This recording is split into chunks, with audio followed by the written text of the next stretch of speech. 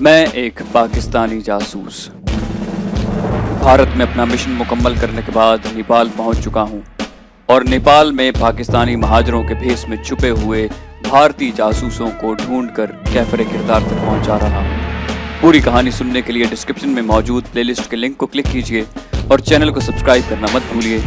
Subscription के button को दबाइए और बेल आइकन को क्लिक कीजिए ताकि आपको हमारी तमाम कहानियां मिलती रहें और साथ साथ इसे लाइक, शेयर और कमेंट करके हमें बताइए कि आपको हमारी कहानी कैसी लग रही है। तो आइए कहानी की तरफ चलते हैं।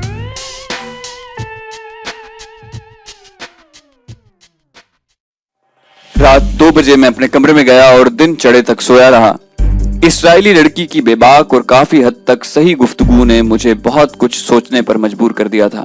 मैं काठमांडू में दर हकीकत बिल्कुल तन्हा था। मेरे तीनों चीनी साथी बिल्कुल रोबोट्स की तरह थे। वो मेरी हिफाजत करते और मेरे कहने पर किसी को भी ठिकाने लगाने को हरदम तैयार रहते, लेकिन मैं उनसे किसी भी मिशन के मुतालिक मशवरा नहीं कर सकता था। पाकिस्तानी सिफारत खाने के अरकान अव्वल तो तादाद में इतने कम थे कि अपने सिफारती फराइज ही बमुश्किल पूरे कर सकते थे। दूसरे, उन्हें इस बात से कोई सरोकार न थी कि पाकिस्तान के खिलाफ जो साजिशें काठमांडू में हो रही हैं और जिन्हें उनके इल्म में भी लाया गया था, उनके खिलाफ कोई अमली कदम उठाते। मुझे यकीन था कि 9 मुक्ति बाहिनी वालों और 5 गद्दारों को जिन्हें मेरी टीम ने मेरी हिदायत पर ठिकाने लगाया था, उनकी रिपोर्ट भी हमारे सिफारत खाने ने पाकिस्तान नहीं भेजी होगी। अपने सिफारत खाने के मुतालिक मेरा मजमूई तासुर ये था कि वो पैसे बनाने और सिफारती हुकूक की आड़ में ड्यूटी फ्री गाड़ियां और ऐसा सामान जिसकी सिफारत खाने को अपने फराइज के अंजाम दही में कोई जरूरत न थी, गैर मुमालिक से सस्ते दामों मंगवाने के लिए यहाँ आए थे। और इन कामों के बाद जो फालतू वक्त बच जाता वो इसमें बादल नखास्ता सिफारती फराइज बेकार समझकर अंजाम देते। काठमांडू में मेरी मौजूदगी और सरगर्मियों को उन्होंने कभी भी अच्छी निगाह से नहीं देखा था। सिर्फ एक ट्रांसमीटर ऑपरेटर था जो मेरे महकमे से आया था। सिफारत खाने में उसकी पोजीशन इतनी छोटी और महदूद थी कि वो मेरे लिए नेक ख्वाहिशात के सिवा कुछ ना कर सकता था। भारत में गोरखपुर का मिशन और काठमांडू में सारी कार्रवाइयां मैंने अपने जाती फैसले से की थी। मुझे अपने महकमे से इनके मुतालिक कोई हिदायत नहीं मिली थी और ये सब भारत से मेरी नफरत और सुकूत ढाका में उठाई गई जिल्लत के खिलाफ इंतकामी जज्बे का रद्द अमल था। अगर मैं भारत में गिरफ्तार न होता और मुझे वहां मजीद काम करने का मौका मिलता तो मैं वहां अपने इंतकाम के जज्बे को ठंडा करता, लेकिन गिरफ्तारी के बाद मेरे साथ जो सलूक किया गया और जिस तरह मेरे वतन और मेरे मजहब के मुतालिक मुझे जंजीरों में जकड़ कर जो बेहुदा बकवास की गई, उससे मेरी बुझी हुई इंतकामी आग दोबारा मजीद शिद्दत से भड़क उठी थी। गोरखपुर में 2 शहरियों को भी मैंने महज इंसानियत की बिना पर मारने से गुरेज किया था, लेकिन DMI से फरार के बाद मैंने सिर्फ बंबई में 6 अफराद को खुद अपने पिस्टल से हलाक किया। फरार की कोशिश के दौरान मैं गार्ड्स को जख्मी कर सकता था, लेकिन मैंने ब्योनेट उनके जिस्म में ऐसी जगहों पर दाखिल की जिससे उनका जिंदा बचना मुमकिन न था। काठमांडू में भी हलाकत से कम दर्जे का कदम उठा सकता था, लेकिन ये इंतहाई इकदाम मेरी भारत से नफरत का मजहर थे। इस्राएली लड़कियों की बातों ने मुझे एक नई राह दिखाई। वो अपने मुल्क के मफाद में इस हद तक आगे जा चुकी थी कि नशे की लत और जिस्म की आबरू तक की परवाह न की, लेकिन उसके सामने एक वाज़े मकसद और मुकर्ररा हदफ था। उसके बरक्स काठमांडू में जहां भी कोई शख्स पाकिस्तान के खिलाफ काम करता दिखाई दिया, मैंने या मेरी टीम ने उसे ठिकाने लगा दिया। मैं वक्ती तौर पर तो दुश्मनों पर गालिब आ चुका था, लेकिन एक की जगह 10 दुश्मन आ जाते थे। इन दुश्मनों और दूसरे ममालिक की पाकिस्तान दुश्मन एजेंसियों से भिड़ जाना किसी तौर मुनासिब न था। मुझे अपनी तवानाई महफूज रखने की जरूरत थी ताकि सही जरूरत पड़ने पर उनका भरपूर इस्तेमाल किया जा सके। मरियम भी बार बार मुझे यही बात समझाती थी। इन्हीं 4 महाजिर लड़कों के बारे में उसने मुझे कहा था कि जब उनके वालिदैन को उनकी फिक्र नहीं तो तुम क्यों उनके गम में दुबले हुए जा रहे हो। तुम पुलिस नहीं, फौज नहीं, सिर्फ एक फर्द वाहिद हो जो दुश्मन की कैद में सख्तियां झेलने के बाद नीम शिकस्ता हालत में काठमांडू पहुंचा है। यहाँ तुमने मौत का जो खेल खेला है वो कतन तुम्हारे फराइज में शामिल नहीं। अब बस करो और अपनी ताकत और हिम्मत को यूं बेकार जाया न करो। पाकिस्तान दुश्मन कार्रवाइयां तो हमेशा जारी रहेंगी। तुम बहुत करोगे तो मजीद 10-20 दुश्मन मार लोगे या उनके हाथों मारे जाओगे। तुम्हारे सिफारत खाने वाले तो तुम्हारी लाश लेने से भी इनकार कर देंगे और तुम्हें लावारिसों की तरह यहाँ दफन कर दिया जाएगा। ये सब बातें सोचकर मैंने बिलाखिर फैसला किया कि मैं आइंदा बिला वजह ऐसे कामों में हाथ नहीं डालूंगा। अपनी जिंदगी को सारे जहां का दर्द हमारे जिगर में है कि मुसद्दाक बेकार में दाव पर नहीं लगाऊंगा। पहले से मार्कशुदा विजय कुमार को बिलाशुबा उसके मिलते ही जरूर हलाक करना है, لیکن اس کے علاوہ اپنا پسٹل اور گیس سلنڈر اس وقت تک استعمال نہیں کروں گا جب تک دشمن خود سامنے نہ آ جائے اور بچنے کا کوئی راستہ نہ رہے۔ میں نے مریم کو اسرائیلی لڑکی سے ملنے کا سارا واقعہ سنایا اور اپنے فیصلے کا بتایا تو وہ بہت خوش ہوئی اور کہنے لگی کہ مجھ سے تو وہ اسرائیلی لڑکی ہی بہتر ہے جس نے ایک ملاقات میں ہی تمہارے ارادے بدل دیے۔ کہیں تمہارا اسرائیل جانے کا پروگرام تو نہیں بن گیا؟ یہ مریم نہیں بلکہ عورت کی فطری کمزوری بول رہی تھی۔ میں نے خود کو مصروف رکھنے کے لیے کھٹمنڈو میں مختلف ممالک کی جاسوسی ایجنسیوں اور ان کے ٹارگٹس کے متعلق اپنے ممکنہ معلومات پر تفصیلی رپورٹس پاکستان بھیجنے کا پروگرام بنایا۔ اس کے علاوہ بھارت میں انجام دیے مشنز کی مفصل رپورٹس لکھنی شروع کر دیں۔ ان رپورٹس کی تیاری میں دن کا خاصا وقت صرف ہو جاتا۔ شام کو مجھے بہرحال چنگوا ریسٹورنٹ جانا ہوتا تھا۔ مریم کے بے حد اصرار پر میں اس بات پر راضی ہو گیا کہ میں رپورٹس کی تیاری ایک دن اپنے ہوٹل اور دوسرے روز اس کے گھر پر کروں۔ اس نے اس کا جواز یہ بتایا کہ ہوٹل کے کمرے میں ہر روز سارا دن گزار دینے سے اول تو میں بور ہو جاؤں گا اور حفاظتی نقطہ نظر سے بھی یہ ٹھیک نہیں تھا، کیونکہ اس طرح اندیکھے دشمنوں کو وار کرنے کا بہت اچھا موقع مل جائے گا۔ میرے لیے یہ پروگرام اس لیے بھی بہتر تھا کہ ہوٹل میں محسن کے علاوہ کئی مہاجر بھی ہر روز ملنے آ جاتے تھے، جن کی وجہ سے لکھنے کے لیے یکسوئی میں خلل پڑتا۔ بھارت میں قیام کی رپورٹس تو میں دلی اور بمبئی سے 2 مرتبہ پاکستان بھیج چکا تھا، اس لیے انہیں تیسری بار تفصیلاً لکھنے میں کوئی دقت پیش نہ آئی۔ انہی دنوں میں ایک رات چنگوا ریسٹورنٹ سے رکشے پر واپس اپنے ہوٹل آ رہا تھا۔ میرے چینی دوست میرے پیچھے دوسرے رکشے میں تھے۔ میں اپنی سوچوں میں گم تھا کہ میرا رکشہ چلتے چلتے اچانک الٹ گیا اور میں لڑکتا ہوا دور جا پڑا۔ اسی وقت 5-6 فائر ہوئے۔ 2 گولیاں تو میرے بالکل قریب سڑک سے ٹکرائیں بلکہ میرے سر کے اوپر سے گزر گئیں۔ میرے چینی ساتھی سڑک کی ہلکی روشنی میں پہلے ہی غائب ہو چکے تھے۔ میرے رکشے والا سڑک پر ابھی تک گرا پڑا تھا۔ میں نے اسے اٹھایا اور ہم دونوں نے رکشہ سیدھا کیا۔ چینی ساتھیوں کے رکشے والا گولیوں کی آواز سنتے ہی اپنا رکشہ لے کر بھاگ کھڑا ہوا تھا۔ میں ابھی واقعے کو پوری طرح سمجھ نہ پایا تھا کہ میرے دونوں چینی ساتھی 2 آدمیوں کو گردن سے اس سختی سے دبوچ کر لے آئے کہ ان کی آواز تک نہ نکلتی تھی۔ ان کے ہاتھوں میں خنجر چمک رہے تھے۔ اس سے پہلے کہ وہ خنجر انہیں بھونک دیتے، میں نے انہیں روکا اور اشاروں سے کہا کہ انہیں زندہ چنگوا میں لے جانا چاہیے۔ میرا مطلب سمجھ کر انہوں نے ان دونوں اجنبیوں کی کنپٹیوں پر کراٹے کے 2 ایسے وار رسید کیے کہ دونوں فوراً بے ہوش ہو گئے۔ انہیں رکشے میں ڈال کر میں نے رکشے والے کو 100 روپے دیے اور انہیں واپس چنگوا چلنے کا کہا۔ ریسٹورنٹ سے کچھ آگے جا کر ایک نسبتاً سنسان جگہ تھی۔ وہاں رکشے سے ان دونوں کو اتار کر چینی دوستوں نے اوٹ میں لٹا دیا اور میں نے ریسٹورنٹ میں جا کر مریم کو ساری رویداد سنائی۔ مجھ پر قاتلانہ حملے کا سنتے ہی مریم کا چہرہ غصے سے سرخ ہو گیا۔ میں نے اسے سمجھایا کہ یہ وقت جوش سے نہیں بلکہ ہوش سے کام لینے کا ہے۔ بڑی مشکل سے میں نے اسے قابو کیا اور کہا کہ مجھے اپنی گاڑی میں شیر پنجاب ریسٹورنٹ لے چلے۔ شیر پنجاب ریسٹورنٹ پہنچ کر میں نے سردار ہرنام سنگھ سے چند منٹ ادھر ادھر کی بات کی اور اس کی گاڑی مانگی۔ وہ کچھ گھبرا گیا اور پوچھنے لگا کہ آج پھر کسی کا جھٹکا کرنا ہے۔ میں نے کہا سردار جی یہ بات نہیں، باہر گاڑی میں ایک لڑکی بیٹھی ہے، یہ گاڑی اس کی سہیلی کی ہے جسے اس نے اب واپس کرنا ہے اور میں مزید 2-4 گھنٹے اس لڑکی کے ساتھ گزارنا چاہتا ہوں، اس لیے تمہاری گاڑی کی ضرورت ہے۔ سردار جی نے اطمینان کا سانس لیا اور گاڑی کی چابی مجھے دے دی۔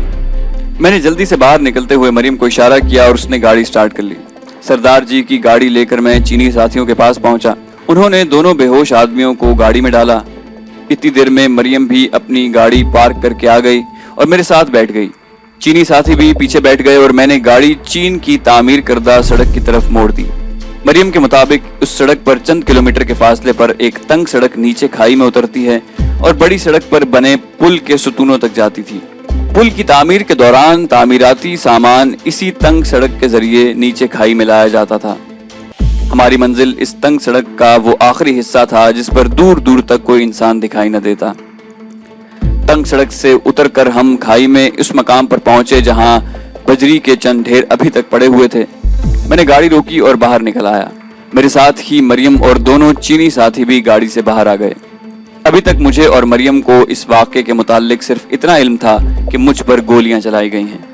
گولیاں چلنے سے چند سیکنڈ پہلے میرا رکشہ الٹا اور پھر چینی ساتھی 2 اجنبیوں کو دبوچے ہوئے لے آئے۔ میں نے مریم کے ذریعے ان چینی ساتھیوں سے سارا واقعہ پوچھا۔ انہوں نے بتایا کہ میرے رکشے کے پیچھے ان کا رکشہ تھا۔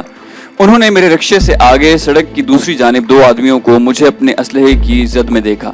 مجھے بچانے کے لیے ان کے پاس وقت بہت کم تھا، سو پہلے انہوں نے میرے رکشے کو دھکا دے کر الٹا دیا اور اسی دوران فائرنگ شروع ہو گئی۔ یہ دونوں فائر کرنے والوں کی طرف لپکے، جنہیں غالباً یہ علم نہیں تھا کہ یہ دونوں چینی میرے محافظ ہیں۔ اس سے پہلے کہ فائر کرنے والے ان کی طرف متوجہ ہوتے، انہوں نے ان کے نازک اعضاء پر ایسی ککس لگائیں کہ وہ بے حال ہو گئے۔ دونوں کے پاس 2 ریوالور اور 20 فالتو گولیاں تھیں۔ ان سے اسلحہ لے کر اور دونوں کی گردنوں کی نسیں دبا کر ان کی قوت گویائی ختم کر کے وہ انہیں میرے پاس لے آئے، جہاں میں رکشہ سیدھا کر کے کھڑا ہوا تھا۔ آگے کے واقعات مجھے معلوم تھے۔ مریم کے پاس ٹارچ تھی۔ روشنی میں یہ دونوں بھارتی دکھائی دیتے تھے۔ ٹارچ لے کر میں نے مریم سے کہا کہ وہ ذرا ہٹ کر کھڑی ہو جائے، اور چینی دوستوں کی مدد سے میں نے چیک کیا تو وہ دونوں ہندو نکلے۔ میں نے چینی دوستوں سے کہا کہ انہیں ہوش میں لانا ہے۔ مارشل آرٹ انسانی جسم پر اس قدر حاوی اور قدرت رکھتا ہے کہ مختلف حصوں پر ضرب پہنچا کر ہلاک یا بے ہوش بھی کیا جا سکتا ہے، اور بعض حصوں پر یہی ضرب بے ہوش کو ہوش میں بھی لا سکتی ہے۔ چینیوں نے انہیں گاڑی سے باہر نکال کر بجری پر ڈال دیا اور ان کے ماتھوں پر اس ڈھپ سے پاؤں سے ضرب لگائی کہ دونوں لمحوں میں ہی ہوش میں آ گئے۔ میرے کہنے پر ایک کو ایک چینی ساتھی گردن سے پکڑ کر کھائی میں ہم سے دور لے گیا۔ میں چاہتا تھا کہ ان حملہ آوروں سے الگ الگ انکوائری کروں۔ بجری پر لیٹے حملہ آور پر میں نے اپنا سائلنسر والا پسٹل تان لیا اور کہا کہ اگر 2 منٹ کے اندر اس نے سب کچھ ٹھیک نہ بتایا تو پستول کی ساری گولیاں اس پر خالی کر دوں گا۔ میں نے اسے یہ وارننگ بھی دی کہ اگر اس کا بیان اس کے ساتھی سے مختلف ہوا تب بھی وہ دونوں بچ نہیں سکیں گے۔ یہ آدمی اس سنسان جگہ پر خود کو اس حالت میں دیکھ کر ڈر سے کانپنے لگ گیا اور ہاتھ جوڑ کر ممیانے لگا کہ اس کی جان بخش دی جائے۔ اس کے بیان کے مطابق وجے کمار نے لکھنؤ سے ان دونوں کو مجھے مارنے کے لیے ہائر کیا تھا۔ یہ دونوں لکھنؤ کے بڑے بدماشوں میں شمار ہوتے تھے اور وجے نے ان کے استاد کے ذریعے 40,000 میں سودا کیا تھا۔ ریوالور اور گولیاں بھی وجے نے ہی انہیں دی تھیں۔ وجے گزشتہ رات ہی ان کے ہمراہ کھٹمنڈو پہنچا اور اپنے گھر میں موجود تھا۔ چینی دوست اسے لے کر دور اندھیرے میں چلا گیا اور دوسرا چینی دوسرے حملہ آور کو لے آیا۔ اس کا بیان بھی بالکل پہلے والے حملہ آور جیسا تھا۔ میں نے انہیں زندہ تو چھوڑنا تھا نہیں، کیونکہ مجھ پر حملہ کرنے کے علاوہ انہوں نے مریم اور چینی دوستوں کو بھی دیکھ لیا تھا، اور میں کسی صورت بھی مریم اور چینی دوستوں کو اس قتل و غارت میں ملوث نہیں کرنا چاہتا تھا۔ میں نے ان دونوں کے نام پوچھے اور بجری پر انہیں الٹا لیٹنے کو کہا۔ ان کے لیٹتے ہی میں نے اپنی پسٹل کی ساری گولیاں ان دونوں پر ایک ایک کر کے داغ دی۔ سائلنسر کی وجہ سے گولیاں چلنے کی آواز نہ ہونے کے برابر تھی۔ جب چینی دوستوں نے ان کی نبض ٹٹول کر ان کے مرنے کی تصدیق کی تو میں نے پسٹل میں دوسری میگزین ڈالی اور گاڑی لے کر مین روڈ پر آ گیا۔ مریم نے زندگی میں پہلی بار اس طرح لوگوں کو ہلاک ہوتے دیکھا تھا۔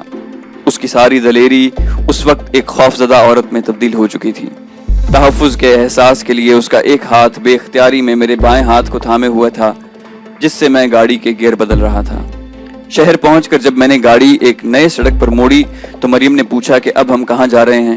میں نے کہا کام مکمل کرنے۔ مریم اتنی ڈری ہوئی تھی کہ بجائے لمبے لمبے لیکچر دینے کے اس نے صرف یہ کہا جیسے تم چاہو۔ وجے کے گھر سے تھوڑا پہلے میں نے گاڑی روکی۔ مریم گاڑی میں ہی بیٹھی رہی اور میں دونوں چینی دوستوں کے ہمراہ وجے کے گھر جا پہنچا۔ 2 منزلہ بلڈنگ کے دوسری منزل پر اس کا کارنر کا فلیٹ تھا۔ میں نے بیل بجائی تو تھوڑی دیر بعد وجے کے دروازے کے قریب سے آواز آئی کہ کون ہے؟ میں نے آواز بدل کر اور کھانستے ہوئے ایک حملہ آور کا نام لیا۔ وجے نے اندر سے ہی پوچھا کہ کام ہو گیا؟ میں نے ویسے ہی جواب دیا کہ ہاں، لیکن میرا بازو زخمی ہو گیا ہے اور دروازہ کھولو ورنہ باہر فرش پر خون کے دھبے پڑ جائیں گے۔ میں نے حتی الامکان اپنی آواز کو چھپاتے ہوئے کہا۔ وجے نے دروازہ کھولا تو میں ذرا پیچھے ہو گیا، لیکن میرے چینی دوست یکباری دروازے کو زور سے دھکا دے کر اندر داخل ہوئے اور وجے کو مدد کے لیے چلانے کا موقع دیے بغیر فرش پر گرا کر اس کے منہ میں رومال ٹھوس لیا۔ میں نے اندر آ کر دروازہ بند کیا۔ انتہائی دہشت زدہ وجے پھٹی پھٹی آنکھوں سے مجھے دیکھ رہا تھا۔ اس نے بولنے کے لیے آ کی تو میں نے کہا مسٹر وجے، آج تم نہیں صرف میں بولوں گا اور تم سنو گے۔ تم نے مجھے دوست بن کر اپنے جال میں پھانسنا چاہا اور اس میں خاصی حد تک کامیاب بھی رہے۔ میں تم پر اعتبار کرنے لگا تھا اور اگر چنگوا ریسٹورانٹ میں تمہاری اور بھارتی سفارتکاروں کی آواز کی خفیہ ریکارڈنگ سے مجھے تمہاری اصلیت کا پتہ نہ چلتا تو میں تم پر دوستی کے اعتبار میں نہ جانے کہاں تک چلا جاتا۔ یہ سب کچھ میں تمہیں اس لیے بتا رہا ہوں کہ تم نے میرے اعتماد اور بھروسے کو دوستی کے پردے میں ٹھیس پہنچائی۔ چنگوا ریسٹورانٹ اور اپنے چینی دوستوں کا بھی تمہیں اس لیے بتایا ہے کہ تم کسی سے ان کا ذکر کرنے کو زندہ نہیں رہو گے۔ لکھنؤ سے تمہارے لائے ہوئے دونوں بدماش بھی اپنے انجام کو پہنچ چکے ہیں۔ تمہارے دوستی کے بحروپ میں گزارے ہوئے چند دنوں کی وجہ سے میں تمہیں گولی سے ہلاک نہیں کروں گا۔ یہ کہتے ہوئے میں نے ایک چینی دوست سے گیس سلنڈر لیا. ہم نے اپنے ناک رومالوں سے بند کر لیے.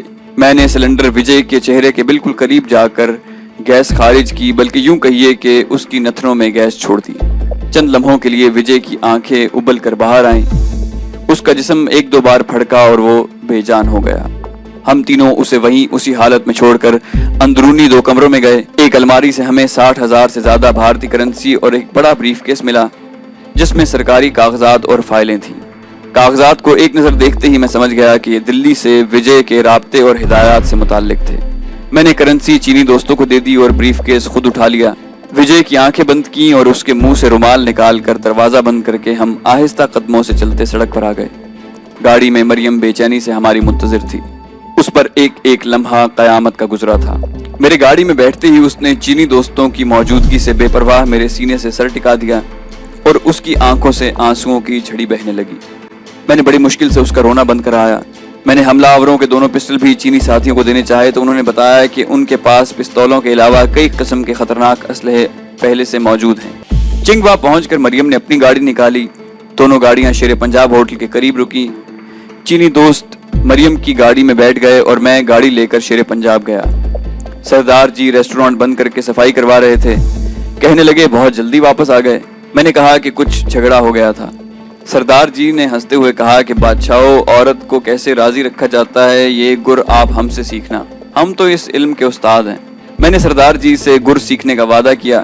گاڑی کی چابی واپس کی اور شکریہ ادا کر کے واپس چلا آیا. رات خاصی بیت چکی تھی. مریم نے میرے اصرار کے باوجود مجھے میرے ہوٹل میں اتارنے سے انکار کر دیا. راستے میں چینی دوستوں کو اتارا اور ہم مریم کے گھر چلے گئے جہاں ایک کمرہ میرے لیے مخصوص تھا. میں بستر پر دراز ہو گیا اور مریم اس دوران کافی بنا کر لے آئی. حملہ آوروں کی 2 پستول اور گولیاں میں نے مریم کو دیں تاکہ محفوظ کر لے. مریم نے مجھے شب بخیر کہا تو میں بڑا حیران ہوا کہ اس نے اردو کیسے بولی.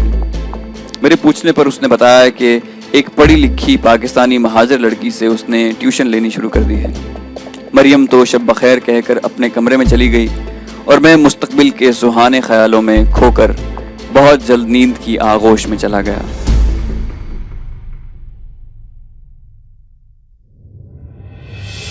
تو دوستو یہ تھی ہماری آج کی کہانی. امید کرتے ہیں آپ کو ہماری کہانی پسند آئی ہوگی. جانے سے پہلے اسے لائک، شیئر اور سبسکرائب کرنا مت بھولیے. سبسکرپشن کے بٹن کو دبائیے اور بیل آئیکن کو کلک کیجیے تاکہ آپ کو ہماری تمام کہانیاں بلا تاخیر ملتی رہیں. اور کامنٹ کر کے ہمیں بتائیے کہ آپ کو ہماری کہانی کیسی لگ رہی ہے. ہم مزید کہانیاں لے کر جلدی حاضر ہوں گے. اپنا بے حد خیال رکھیے گا. اللہ حافظ.